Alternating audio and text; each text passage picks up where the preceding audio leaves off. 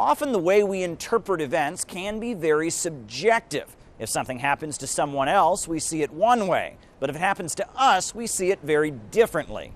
Let's compare the electoral confusion in Bolivia last October to the electoral confusion in the U.S. state of Iowa last week. In both situations, an election took place, and the results were delayed. And then authorities said that some irregularities had happened. Throughout the collection of records of results, the Iowa Democratic Party identified inconsistencies in the data and used our redundant paper records to promptly correct those errors.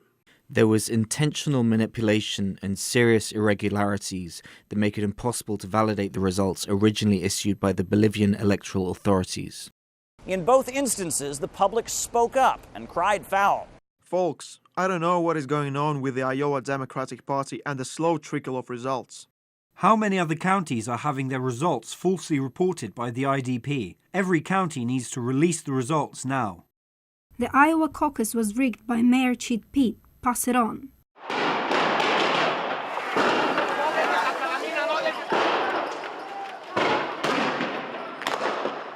And in both instances, the authorities agreed and said that the concerns had to be addressed. What happened in Iowa was unacceptable, and the party chair has acknowledged that. He's apologized for that, and we've worked together over the last few days to fix the challenges. I have decided, first, to replace every member of the Supreme Electoral Tribunal, and second, to hold national elections to allow the Bolivian people to democratically elect a new government with new political actors. Except the similarities stop here. In Iowa, a recount is being conducted to make sure the ultimate results are correct. And in Bolivia, the military toppled the government, and a woman who wasn't even a candidate in the election has declared herself to be the new leader. I assume the presidency with immediate effect, in line with the Constitution, and pledge to take all measures necessary to bring peace to the country. While many have declared what happened in Bolivia to be a military coup, the U.S. Secretary of State branded it as a transition to democracy. We recognize the importance of Bolivia's political transition to democracy in our hemisphere. And we admire the Bolivian people for standing up for their constitution, their democracy, and for free, fair, and transparent elections. After Morales fled, things have been pretty messy in Bolivia. Why am I resigning? So that my opponents do not continue to persecute my socialist brothers.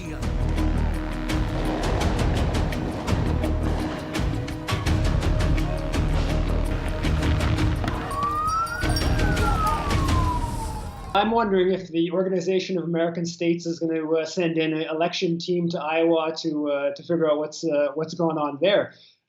No, it's clear that in the case of Bolivia, they used a claim of electoral discrepancies to justify a media campaign to demonize Evo Morales and then ultimately to overthrow him. The reason why they are against Evo Morales' government is because he pursued policies that were rejecting U.S. domination of the region. So the difference is that in the case of Iowa, the presumption is it's just a technical problem, or there's nothing sort of sinister going on. Whereas in the case of a government that's offside with Washington, offside with Ottawa, it's a different standard.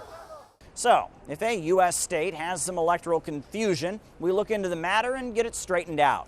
However, if a socialist government that is friendly to Russia and China has a mix-up at the polls, it's time to reduce the country to chaos.